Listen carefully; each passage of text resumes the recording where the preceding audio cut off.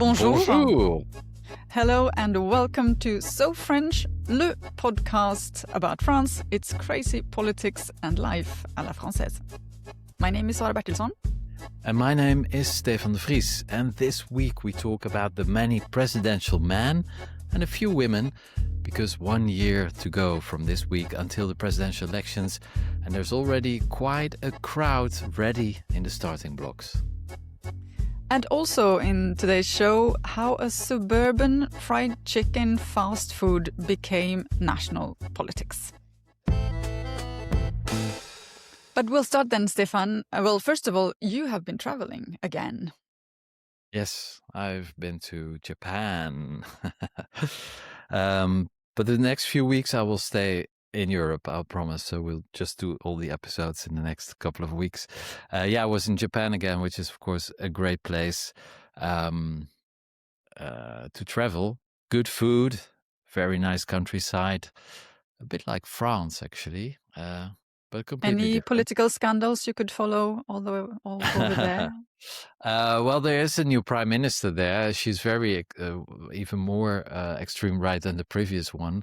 But also in Japan, just like in Europe, populist parties are doing really well. There's an anti-immigration mood, although there's very little immigration in Japan.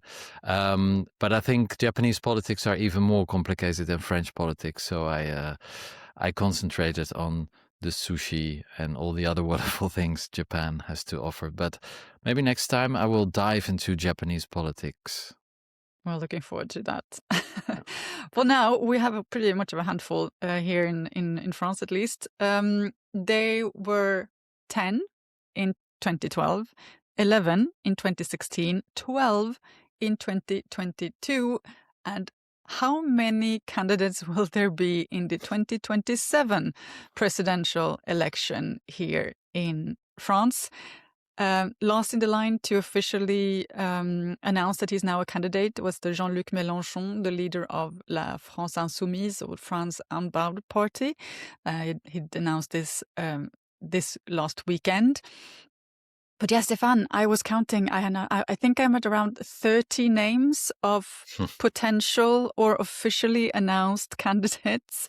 I think 12 or something have already officially announced that they are candidates. Yeah. But there are many who have sort of been hinting or that, been acting in a way that we could expect that there could be a candidate. They could be candidates for the elections. But yeah, what do we say about this crowded well, field? we still have a year to go, and so that's a very long time in politics. And the presidential election in France is always a moment where presidential hopefuls who are completely unknown in politics, you never hear about them in between presidential elections. They suddenly emerge, and then they say, "I can lead this country. I will be the president of France, or at least I will run."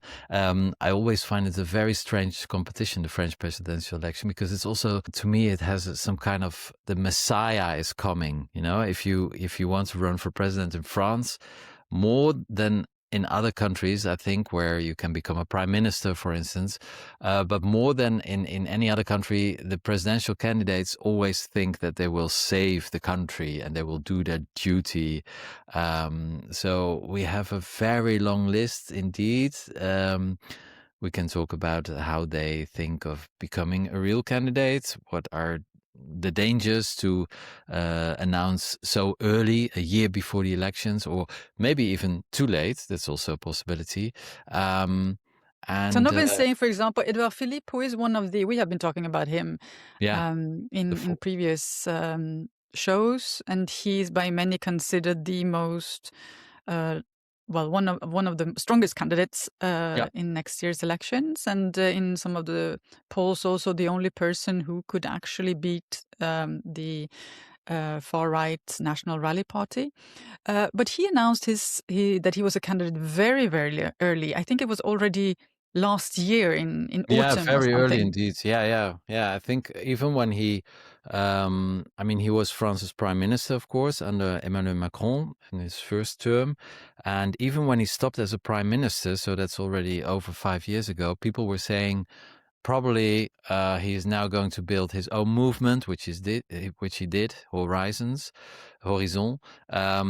just to run as a presidential candidate in the next election. And so this is somebody who was relatively popular as a prime minister, or at least appreciated also by the left and the right. But this person is already building his presidential campaign for many, many years. So he's probably the most heavyweight, I would say, amongst the candidates, and the most serious so far, at least from a professional communication and political point of view. But yeah, he will definitely run for president. So there's no surprise. But we do have some other names that are not a surprise. We will also discuss some names that are a surprise, and also some names of which we could say WTF. Okay, let's start with the WTF. Yeah, go ahead. You're good at WTFs. Well, I don't know. François Hollande, someone who's already been in the position, who decided not to run for a second term, and that's when Emmanuel Macron became the president the first time. Yeah. And who has now said that he is potentially a candidate for becoming the president again. Did he really say that? I missed that. I'm happy that I listened to this podcast. I'm learning. But is he really? No, he's definitely Yeah. He's definitely considering a potential bid for the presidency again. I mean, he's got a lot in his backpack, though, I must say, and he was a very, very unpopular president. If that's a fair judgment or unfair judgment, that might be for someone else too, or maybe you can have your thoughts on that. But he was a very, very unpopular president. And I must admit, I really don't understand why he is again considering this. He's been there. If you're saying that France needs renewal, I mean, is that the way to go forward? And I'm wondering what kind of. I mean, he somehow claims that he will be reason, rationality. He sold himself when he became the president, like the normal president after the bling bling presidency of Nicolas Sarkozy. That was his. I mean, he was maybe a normal president, but he was also a very inefficient president. Many would say so. Yeah. He was also the president during the terrorist attacks, the Bataclan and Charlie Hebdo. So it was a pretty complicated presidency, but indeed, he was, I think the thing that stuck most to the French people is that he drove on a scooter to buy some croissants for his then lover. And he was the chairman of the Socialist Party in the last century. I think he's in politics since, I don't know, maybe forever. Yeah. So this is one of those persons, and we will discuss other names as well, of people who just their whole career was in politics and they still stuck to I don't know, the holy grail, which is probably the presidency, but he has already done it. Why would you do it again? It's he's 72, 71, old man already. No, it's true. I don't see really how he would manage to, unite and enthusiasm people again. What about Dominique de Villepin? He's another old name who has been he's been popping up lately because of all these international geopolitical crises that we are living through, and of course he has on an international stage quite a lot of renommee and prestige, I would say. But in national politics, Dominique Villepin is also connected with, reforms that were extremely unpopular with the French population. Do you think that's likely that he would, after all, run? I think he is vain enough to run. He was the prime minister already 2 decades ago under President Jacques Chirac. It really sounds like the prehistory of politics, but he thinks he makes a chance. I think he's already also like François Hollande, same generation, 72 years old. I don't know how will he run, what kind of program. It is a vanity project, I think, for Dominique de Villepin. He's never been elected. He was the prime minister a couple of years, but he never participated, I think, in any elections. And he's mostly known also for his big love of Napoleon. But we'll see. I don't know. If he runs, he will be 73, 74. I would retire at that age. Who else do we have on the right? Jean Lassalle. That's also somebody you never hear of, but only during presidential elections. He was a candidate 10 years ago, 2017, then in 2022. I remember that he was quite often in the media as well, because he's this kind of likability factor. He's from the rural South with this singing accent. Okay, so what about another one of these men from the past? Michel Barnier, apparently. Short stunt as a prime minister. Yeah, a very short, but a very short prime minister time, but a very long political career. 75 years old already. He brought the Olympic Games, the Winter Games, to, where was it? Albertville in the 1990s. He was an European commissioner. He negotiated the Brexit. Very successfully, must say. He was appreciated. Yes, absolutely. And friend and foe agreed that he did a wonderful job with the Brexit negotiations. And he could have stopped there at 75 years old. Maybe time to spend some time with his grandchildren. I don't know. But he also thinks that he may be the one who will save France. Michel Barnier, I don't think he will run, because it will be very quickly clear that very few people will vote for him. And then for which party? I mean, the right party, Les Républicains, his party will probably propose another candidate. Well, they already have one. I mean, its leader, Bruno Retailleau, has already already announced that he is a candidate for the presidential election. Pretty right wing. To say the least. I think that's not an exaggeration to say pretty right wing. So Michel Barnier, no, I don't think so.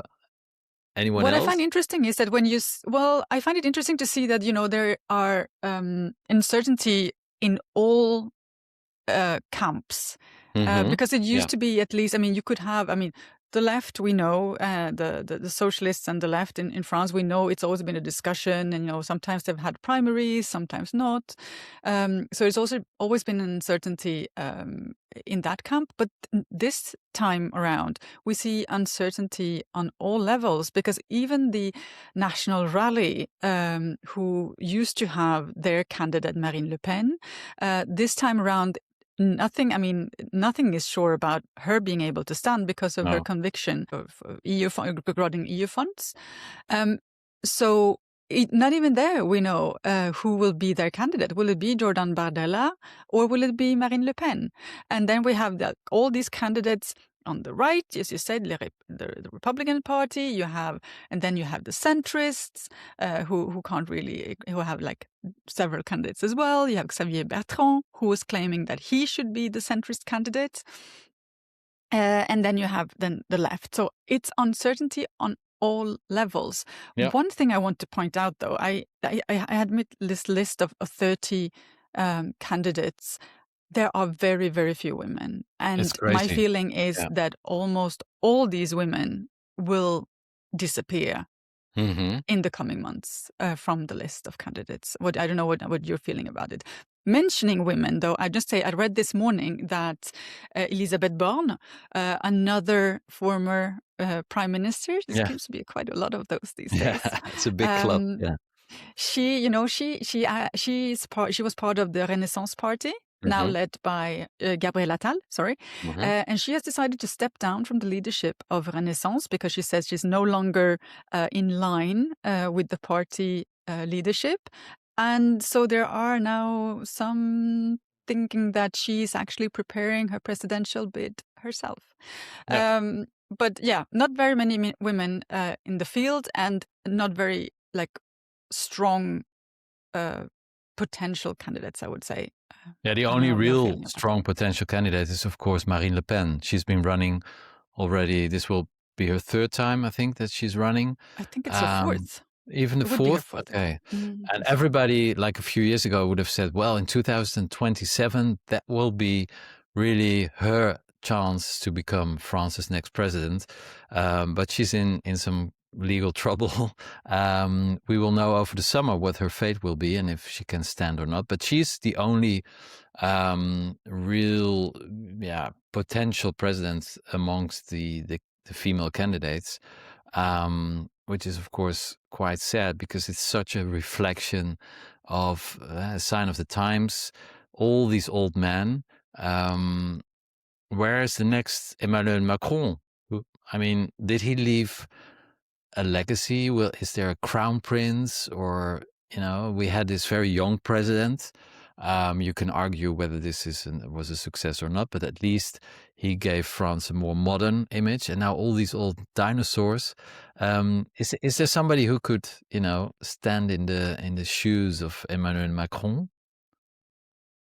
From the field that dead? we're seeing at the moment, I don't really see anyone, I must admit. But at the same time, what we also know when talking about, is it a good thing to start early or whatever? I mean, we have seen people sprinting before. Emmanuel Macron was like a sprinter. He joined the race quite late, the year that he became when he became president.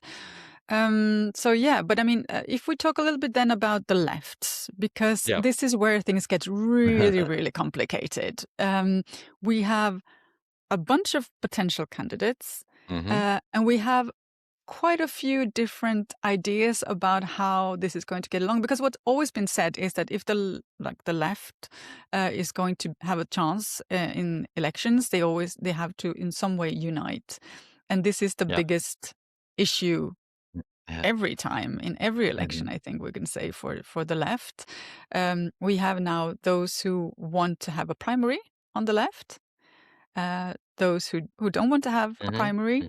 How do you see the left?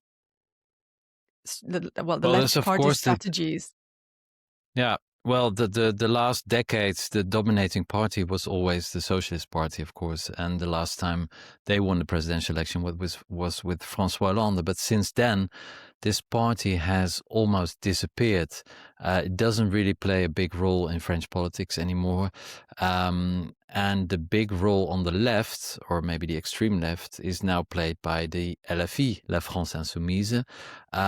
And their candidate, of course, is Mélenchon, but they don't seem to get along either. And there are quite a few hopefuls of that party that would like to become a president as well. Like, for instance, François Ruffin.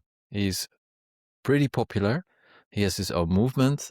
That's also really funny that all these candidates, they start their own party, With their fan clubs. It's more like fan clubs. Yeah. You can say that. Yeah. And then as soon as this politician stops, the movement also disappears, which we will see with Emmanuel Macron. So there's not a real party politics, especially not when it comes to the presidential election. So François Ruffin, Manuel Valls is also on the list. I mean, yes. Well, Manuel Valls, you could sort of always expect also him former to pop prime up minister, by the way. Also, true. Also former prime minister.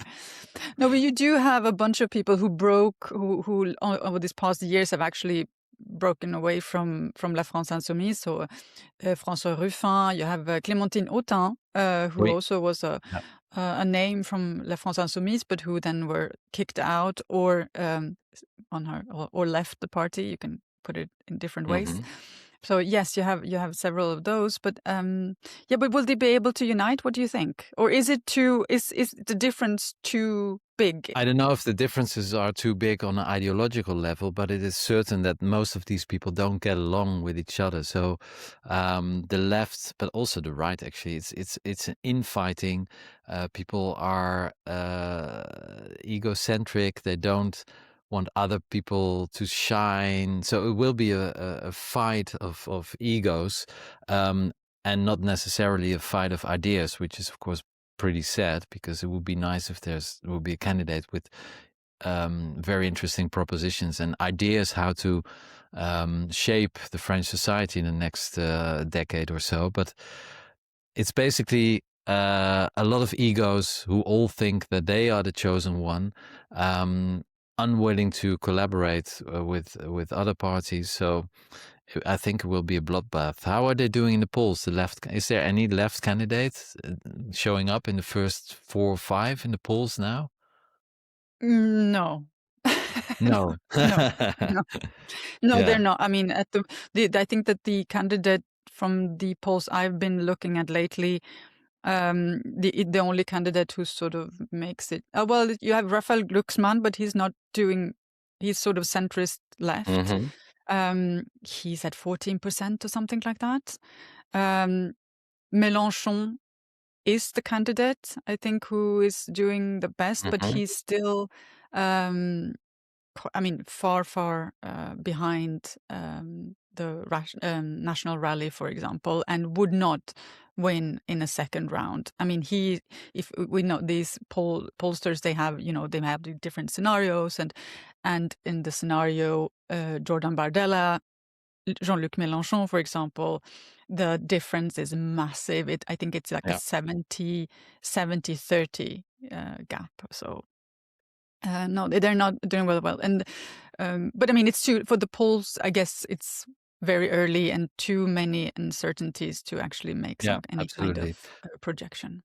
Yeah. So to end this topic, on which candidate would you put 100 euros for next year's election? Oh my God. To win? Yeah, to win. Oh, not even Who just will to be get to the France's second next? round.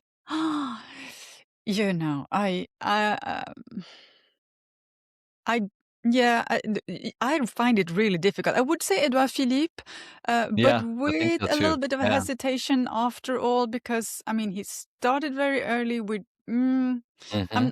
I'm thinking that he might be, there might be someone coming up from behind in that last couple of months that we didn't see. But yes, I guess I will go with Édouard Philippe. Do you have anyone else to put your bets on? No, I think Philippe would be would stand a good chance to win indeed. But yeah, maybe Bardella. So I think it will be between Bardella and Édouard Philippe, but it's still a year ahead. We have many episodes that we can talk about the upcoming presidential elections. But yeah, so I will put 50 euros on Philippe and 50 euros on Bardella. Something like that. Yeah, maybe Elisabeth Born. Well, after all, will be the upcomer. Be We'll see. Yeah.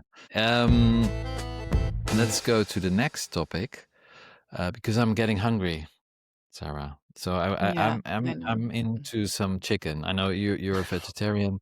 I'm a flexitarian, but yeah, let's make a war on chickens.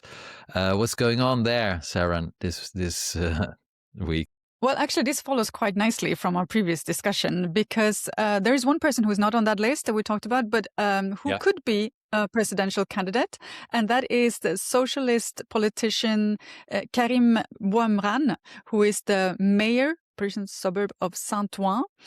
And he has been making headlines, to say the least, not because he's a presidential candidate, even though he could be, because he has started what has been dubbed the chicken war in France. He has, for the past weeks, been in a fight with fast food outlet wanting to set up a shop selling grilled chicken just across the street from his city hall in Saint-Ouen. And he has been doing everything he can to stop this from happening. He started actually putting physically put concrete blocks in front of the building where they were supposed to open their shop. Well, a court ordered him that he had to remove that. So instead now he has put this massive flower pots filled with manure that apparently stinks. This is at least what the owners of the shop are saying. But so that, to block this off. So why? Why would a Yeah, mayor why, go? Sarah? Yeah. Yes, and why would a mayor go and be fighting a shop of chicken? Well, he says he's tired of, or he doesn't want more junk food in his suburb, and that this shop would smell because of the grilled chicken, and that it would create also massive lines, and that's not what he's interested in. But of course, so this has created has not been an appreciated decision from everyone. Yeah, and the shop Master Poulet, they've hit back with a string of provocative banners, attacking the mayor, to the delight, of course, of social media users who have likened the bitter standoff to the blockade of the Strait of Hormuz, nothing less. This sounds funny, actually, but it's of course sad that this local entrepreneur is being not being able to open his store because the mayor is abusing his power. What's really behind this story, actually? It's not a Yeah. real small local shop. I mean, it is a big Mm-hmm. nationwide chain. Yeah. Mostly, must say, most of their shops are in the suburbs. They are in working class areas. They're not in the nicer, like in the posh areas or posh Mm-hmm. suburbs, or at least not as many shops.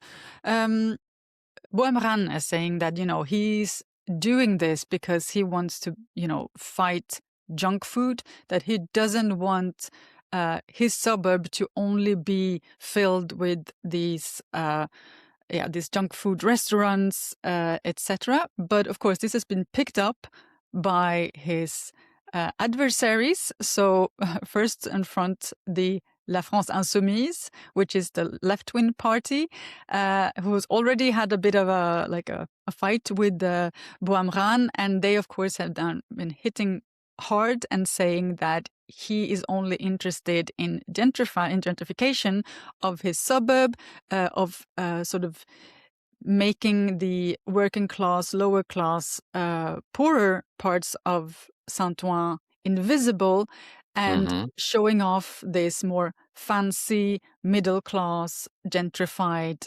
facade in front of his city hall, and accusing him of disrespect for the traditional inhabitants of this neighborhood. Mm-hmm. Now, this is going on for a while. I'm wondering who will win this war? Who will finally chicken out of this conflict? Yeah, I've been listening to a lot of debates about this recently, because it has been a little bit everywhere, and it has turned into a discussion way beyond chicken. It has had it's got implications on everything, from how we talk about poverty, how we talk about youth, how we talk about food, animal welfare, because these chicken restaurants, they don't buy like the organic chicken from the farm next door. Most Yeah. of this chicken is imported from countries with not, and where that the animals are not that well treated. So it got Mm-hmm. animal welfare, but it also have like this whole idea of who can eat what and who decides on what we're eating. So as honorable, I think, as it is by the mayor to want to protect youth and his population from like junk food, or la malbouffe, as we call it here in Mm-hmm. France, I think that's an honorable thing. And I think it's interesting as well what he's saying, that he doesn't want people to be imprisoned in the idea that just because you are from the suburb and just because you have a lower income, you have to eat bad food. I can hear that argument, Yeah. but there is also this other side of it where you immediately imagine that just because you are poor and have maybe a lower income and maybe a lower education, you would only eat junk food. The discussion here has also been like, if this kind of restaurant is in a fancier neighborhood, in a nice neighborhood, no one would believe that the inhabitants would eat all their food in that restaurant. You know, you imagine that people have a variation of that. Sometimes they go for a chicken, and sometimes they cook it home. So and then you have the whole argument also about, you know, people don't have money, so why take away that little thing where they actually can afford to go and eat out for once in a while? I mean, it has so many layers. And, you know, to get back to your question and who will win, I think once again, it's unfortunately many of these debates today, they are decided about who you are from the beginning, not actual the arguments of the debate, not the discussions. They're not really leading to an evolution of people's thoughts and minds.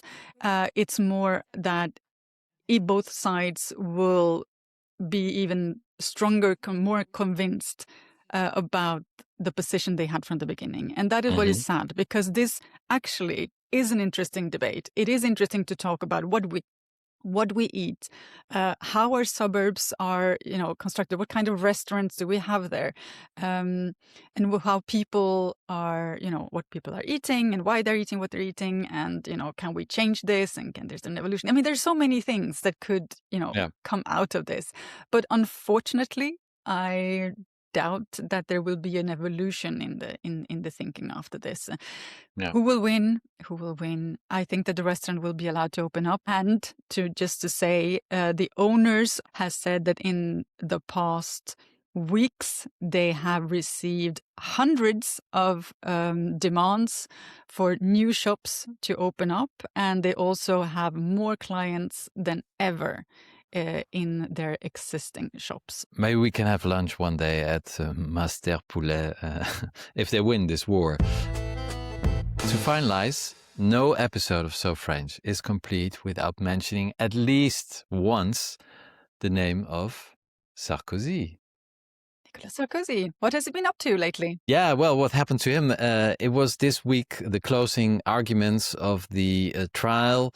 He returned to the witness stand in the Libyan campaign financing scandal. He gave his last statement. He now says he's completely innocent. But I think the judges were not really convinced. Yeah, it is a very complicated case, of course, but the stakes are very high for Sarkozy because his personal freedom is on the line. He spent 20 days behind bars in November. We discussed that. And he came, as a result, he published a book on this horrible 20 days. But he was sentenced to 5 years in prison. But if he is convicted in this appeal, he faces up to 10 years in prison. And, well, it was a complicated, very technical trial as well. He wanted to make sure that he had proven his innocence. The trial is set to conclude. Last time we talked about how he sort of, you know, he from having had the united front with his former friends and colleagues, Brice Hortefeux and Claude Guillon. Some weeks ago, he suddenly started saying, you know, that they were that it was actually, all of this was actually their fault because they could have had some personal interest in making money themselves. That didn't turn out much in to his favor, if I understand it correctly, because Claude Guillon, so the person that he was accusing of having this personal interest in making money, he actually started remembering new things and you know, came back with notes that then accused or showed, he says, that Nicolas Sarkozy was aware of all of this that was going on, you know, the plan of getting money to his presidential campaign from the former Libyan dictator Muammar Gaddafi and his entourage. Yeah, it's quite an astonishing scandal, which has become technically very complicated. Also, in order to confuse, I think, the audience, because I have really trouble understanding what was being said. I don't know about you, Sarah. Myself, yes. Yeah. But of course, it's quite astonishing that the former president of France can face up to 10 years imprisonment. The trial is still lasting the whole month, of course, and we will know what will be Sarkozy's fate later this year, November. In But this is November, not the yeah. only case. So this is just one of the many cases Sarkozy is implicated in. Probably we'll talk about him next time again. Maybe he will write a book on these couple of weeks in the court. In courts. Yeah. Possibly. There will be reasons to talk about him again. Without a doubt. So it's time to wrap up this edition. You can find all our episodes where you usually get your podcast, including YouTube. Just search for @SoFrenchShow and you should find us, or you can also find us through the link on our Instagram. And so that you don't miss any of our following shows, make sure to follow us. And please share this episode with your friends and family and send us an email. We will be happy to hear what you think about our shows. The address is bonjour@sofrench.show. The So French podcast is produced and presented by me, Stefan de Vries, and by me, Sara Bertillson. And the podcast's original music is made by Laurent Blou. We will be back in 2 weeks with a new episode of So French, unless Stefan is going traveling again, but we're hoping not so. Until then, take care and au revoir. Au revoir.